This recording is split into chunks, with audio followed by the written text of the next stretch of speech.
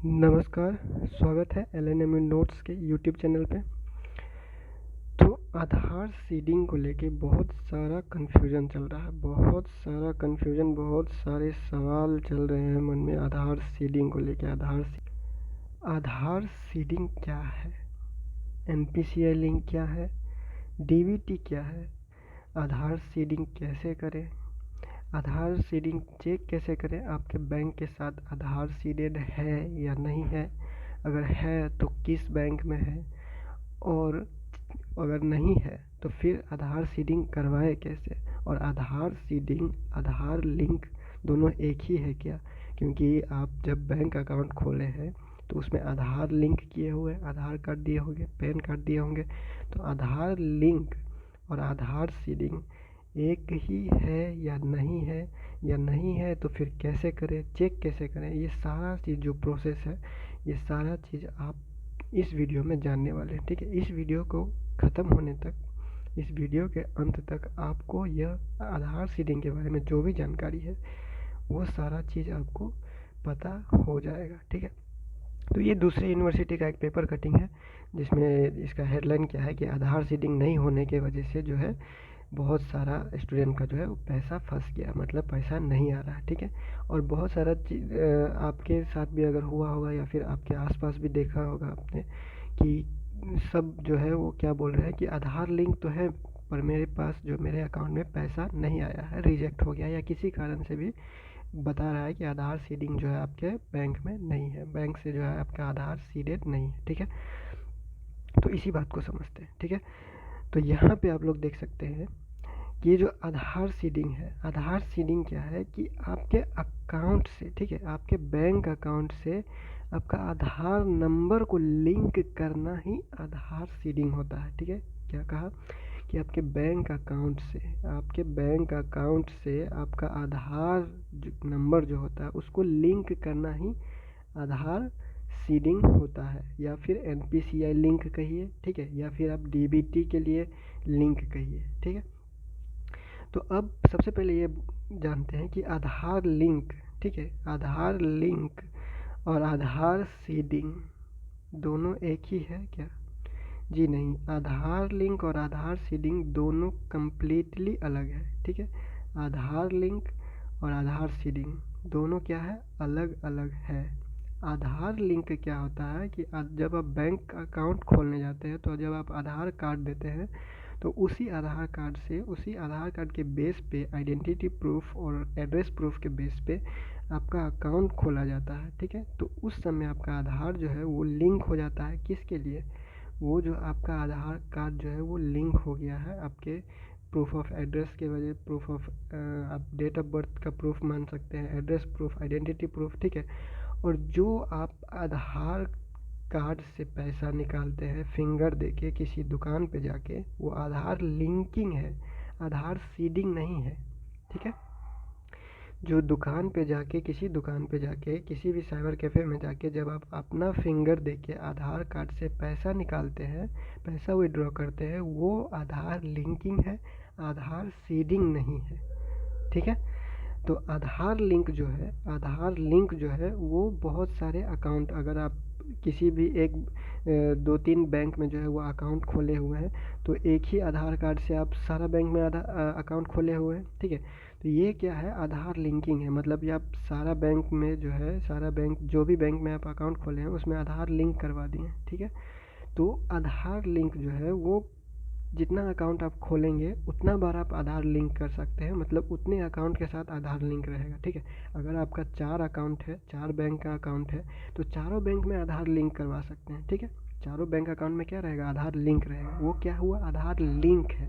ठीक है, और आधार सीडिंग का बात करें तो अगर आपका एक अकाउंट है तो आधार सीडिंग बस उसी में रहेगा, अगर आपका 2 अकाउंट है तो आधार सीडिंग बस एक ही में रहेगा, अगर आपके पास 3 अकाउंट है, मतलब कि अगर आपके पास एक बैंक अकाउंट से ज़्यादा बैंक अकाउंट है तो आप आधार सीडिंग बस एक ही बैंक में करवा सकते हैं। आधार लिंकिंग कितना भी अकाउंट में कर सकते हैं, आधार सीडिंग सिर्फ एक ही बैंक के अकाउंट के साथ आप करवा सकते हैं। ठीक है, आप 4 अगर अकाउंट है, 2 अकाउंट है, 3 अकाउंट है तो सब में आधार सीडिंग नहीं करवा सकते आप। आधार सीडिंग आपको सिर्फ एक ही बैंक के अकाउंट के साथ होता है, ठीक है। अगर किसी केस में आप ऐसा करवा भी लेते हैं कि 2 बैंक अकाउंट खुला हुआ है, दोनों के साथ आधार सीडिंग का परमिशन आपने एक्टिव करके रखा हुआ है, तो जो लास्ट बार आपने किया, मतलब कि जो रिसेंट, जो हाल ही में आपने आधार सीडिंग करवाया था, वही मान्य होगा, ठीक है। मतलब कि जो अगर आपने मान लीजिए स्टेट बैंक में अकाउंट खोला हुआ है, फिर आपने किसी सेंट्रल बैंक में अकाउंट खोला, ठीक है। पहले आधार सीडिंग था इसमें, ठीक है, और फिर आपने सेंट्रल बैंक में अकाउंट खोला और आपने क्या किया, इसमें भी आधार सीडिंग को एक्टिव करवा दिया फॉर्म भर के, ठीक है। तो इससे हट जाएगा, इससे हटने के बाद ये सीधा यहाँ पे आ जाएगा आधार सीडिंग, ठीक है। ये मान्य नहीं होगा। अब जो नया आपने रिसेंट जो किया हुआ है वो मान्य होगा, ठीक है। तो गवर्नमेंट ने क्या किया है कि आपको गवर्नमेंट के जितने भी स्कीम है, ठीक है, Aadhaar seeding is necessitated for receiving direct benefit transfer, ठीक है, डीबीटी के लिए। मतलब कि जो गवर्नमेंट का स्कीम से पैसा आता है, चाहे वो किसी भी आवासीय का हो, ठीक है, या फिर किसी भी चीज़ का गवर्नमेंट से जो पैसा आता है, जो गवर्नमेंट स्कीम से पैसा दिया जाता है, या फिर कोई भी स्कॉलरशिप का पैसा है, वो सारा अब क्या होता है, डीबीटी के माध्यम से आपके बैंक में डायरेक्ट भेजा जाता है, ठीक है। तो इस चीज़ के लिए किसी भी गवर्नमेंट के सरकारी योजना का लाभ उठाने के लिए आपको आधार सीडिंग करना ज़रूरी है। आधार लिंक होना अलग बात है, आधार लिंक से कोई फ़ायदा नहीं है, मतलब फ़ायदा का बात नहीं है। आधार सीडिंग यहाँ पे बहुत ज़रूरी है, किसके लिए, गवर्नमेंट स्कीम्स, मतलब कि सरकारी योजना का लाभ उठाने के लिए आपको आधार सीडिंग करवाना ज़रूरी है, ठीक है। तो आपको आधार सीडिंग करने के लिए क्या करना पड़ेगा, आपको कुछ नहीं करना है, बैंक में जाना है, बैंक में बस बोलना है कि हमको आधार सीडिंग करवाना है अपने बैंक अकाउंट के साथ। आपको एक फॉर्म दिया जाएगा, वो फॉर्म कैसा होगा वो भी लास्ट में आपको दिखा देते हैं। और ये जो PDF हम इस्तेमाल कर रहे हैं, ये जो जितना चीज़ जो लिखा हुआ है और इसके लास्ट में जो फॉर्म भी है, वो सारा PDF ये जो PDF है उसका लिंक आपको मिल जाएगा, आप डिस्क्रिप्शन से डाउनलोड कर लीजिएगा। उसके बाद अगर आप पढ़ना चाहते हैं तो खुद भी पढ़ सकते हैं, ठीक है। तो गवर्नमेंट स्कीम का फ़ायदा लेने के लिए, गवर्नमेंट स्कीम से जो भी लाभ होता है, गवर्नमेंट सरकारी योजना का जितना भी लाभ होता है, वो सारा लाभ आपको लेने के लिए आपके अकाउंट से आधार सीडेड होना ज़रूरी है, ठीक है। और आधार सीडिंग है या नहीं है, कैसे चेक करना है, वो सारा प्रोसेस जो है वो धीरे धीरे आपको इस वीडियो में आगे बता दिया जाएगा। तो इतना आप लोग समझ गए कि आधार लिंकिंग और आधार सीडिंग क्या है, दोनों अलग अलग है। आधार लिंकिंग कितने भी बैंक अकाउंट के साथ कर सकते हैं, लेकिन आधार सीडिंग जो है वो एक ही बैंक अकाउंट के साथ होगा। और जो आप पैसा निकालते हैं फिंगर दे के दुकान पे, किसी साइबर पे, वो आधार लिंकिंग है, आधार सीडिंग नहीं, ठीक है। इतना समझ गए। तो अगर आप जैसे किसी एक बैंक में, ठीक है, किसी एक बैंक में आधार सीडिंग है और आप चाहते हैं कि इसमें से मेरा पैसा जो इस अकाउंट में इस बैंक में आ जाए, जब जो हम नया खोले हुए हैं, ठीक है, स्टेट बैंक से जो है मान सकते हैं कि सेंट्रल बैंक में आ जाए पैसा, तो आपको यहाँ से आधार सीडिंग हटा के यहाँ पे करना है। सिंपली क्या करना है, इस बैंक में जाना है, जिस भी बैंक अकाउंट में आपको पैसा लेना है, गवर्नमेंट का सरकारी योजना का लाभ लेना है, उस बैंक में जाना है। आपको बस बोलना है कि पुराने बैंक में पिछला जो भी है आपका बैंक, उस बैंक का नाम बताना है। आपको बोलना है कि इस बैंक में मेरा जो है आधार सीडिंग था, अब हम जो है अपने इस नए वाले अकाउंट में आधार सीडिंग करवाना चाहते हैं और जो सरकारी योजना का लाभ हम इस बैंक में लेना चाहते हैं। कुछ नहीं करना है, वो आपको फॉर्म देंगे, एक फॉर्म भर के दे देना है, बस हो जाएगा, ठीक है। जैसा कि यहाँ पे इस PDF इस पेज में जो लिखा हुआ है, देखिए इस पेज में क्या लिखा हुआ है कि customer can link only one account with Aadhaar at any point of time. मतलब कि आप अपना आधार नंबर किसी एक ही बैंक अकाउंट से लिंक करवा सकते हैं, ठीक है, साफ साफ यहाँ पे लिखा हुआ, ठीक है। एक ही अकाउंट से, ओनली वन अकाउंट से आप आधार नंबर जो है वो लिंक करवा सकते हैं, ठीक है, ताकि जो है DBT उसी अकाउंट में जाए, ठीक है। तो सरकार, अगर यहाँ पे एक और बात समझिए कि मान लीजिए क्या कर रहे हैं कि आपके पास 2 अकाउंट है, आपने बहुत पुराना एक अकाउंट खोला हुआ था स्टेट बैंक में, और आपने पंजाब नेशनल बैंक में एक नया अकाउंट खोला है, ठीक है। मान लीजिए कि स्टेट बैंक में आपका पुराना अकाउंट था और नया अकाउंट आपने पंजाब नेशनल बैंक में खोला हुआ है, और जब आप स्कॉलरशिप का फॉर्म भर रहे थे तो आप इस पंजाब नेशनल नया अकाउंट नंबर जो इसमें दे दिए है डिटेल, ठीक है, इसके पासबुक के हिसाब से आपने सब कुछ भर दिया, इसमें नाम, अकाउंट नंबर, IFSC जितना कुछ था वो सारा चीज़ नया अकाउंट का दे दिया, ठीक है। लेकिन आधार सीडिंग आपका स्टेट बैंक में था। पहला जो अकाउंट खोला हुआ था आपने वो स्टेट बैंक में खोला हुआ था, तो आपका आधार सीडिंग जो है वो स्टेट बैंक में था। और फॉर्म भरते वक्त आपने क्या किया कि नया अकाउंट जो खोला हुआ है उसका नंबर आपने दे दिया। तो अब क्या होगा कि अब आपका जो पैसा आएगा वो पैसा इस अकाउंट में जाएगा, इसमें नहीं जाएगा, क्योंकि आधार सीडिंग इसमें है स्टेट बैंक में, ठीक है।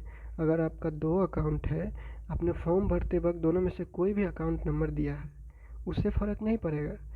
फ़र्क इससे पड़ेगा कि आपके बैंक अकाउंट में आधार सीडिंग है कि नहीं। अगर आपका 2 अकाउंट है, 3 अकाउंट है, तो जिस बैंक अकाउंट में आधार सीडिंग रहेगा उस बैंक अकाउंट में पैसा जाएगा। अपने फॉर्म भरते वक्त कौन सा अकाउंट नंबर दिया है इससे फ़र्क नहीं पड़ेगा।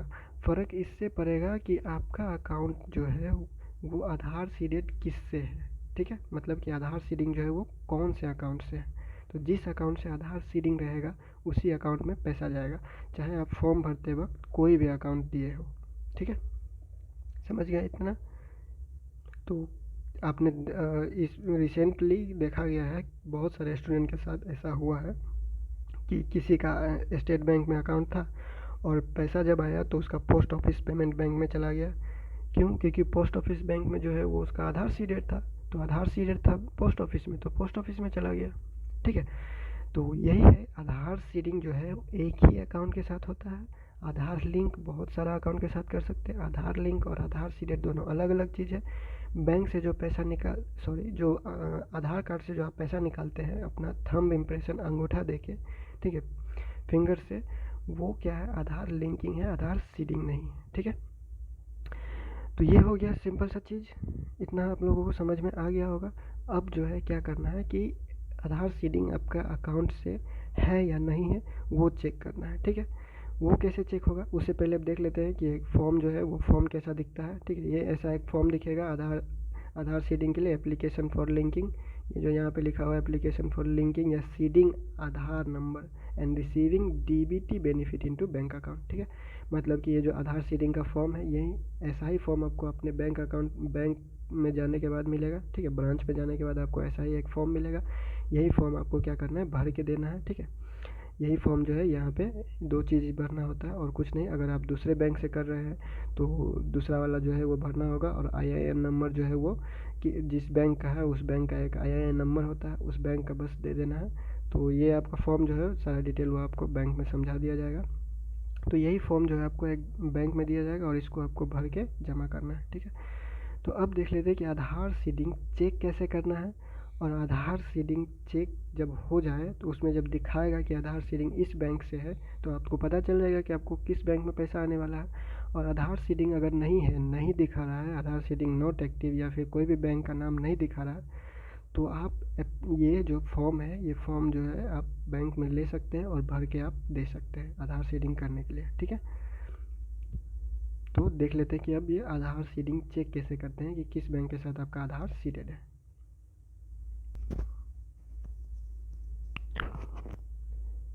आपको क्या करना है, सबसे पहले क्रोम में जाना है या गूगल में जाना है और लिखना है UIDAI, ठीक है।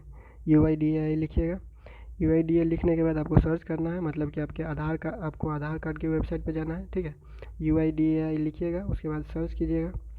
सर्च करने के बाद आधार कार्ड का वेबसाइट यहाँ दिखाई देगा, ठीक है। यह ऑफिशियल वेबसाइट आधार कार्ड का, ठीक है। इस पर आप क्या कीजिएगा, आधार सर्विस आपको दिख रहा होगा, इस आधार सर्विस पे क्लिक कीजिएगा, ठीक है। आधार सर्विस, तो आधार कार्ड की वेबसाइट पे जाने के बाद आपको अपना आधार नंबर से और OTP डाल के लॉगिन करना है, ठीक है। तो आधार कार्ड की वेबसाइट पे जाने के बाद आप आधार सर्विस पे क्लिक कीजिए। आधार सर्विस पे क्लिक करने के बाद आप नीचे आइए।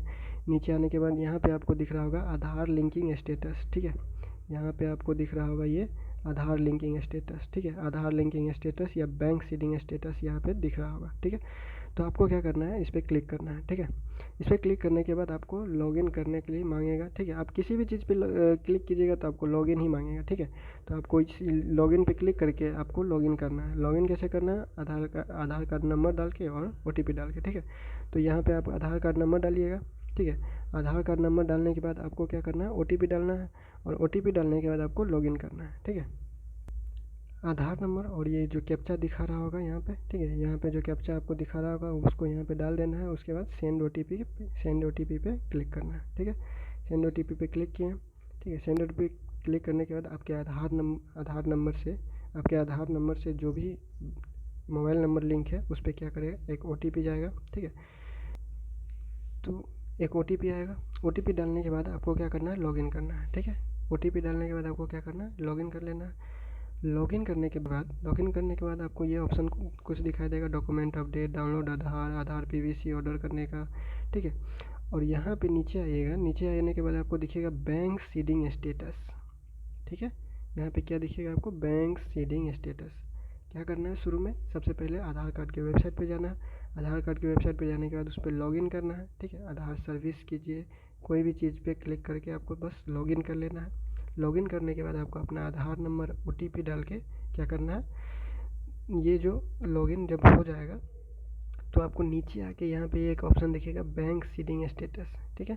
तो उस पर आपको क्लिक करना है। बैंक सीडिंग स्टेटस पे जैसे आप क्लिक करते हैं तो यहाँ पे देखिए, यहाँ पे लिखा हुआ है congratulation your Aadhaar bank mapping has been done. इसका मतलब क्या है कि बैंक से आधार सीडिंग है, और किस बैंक से है वो आपको यहाँ पे दिखाएगा, ठीक है। किस बैंक से है, जैसे यहाँ पे दिखा रहा है स्टेट बैंक से आधार सीडिंग है, ठीक है।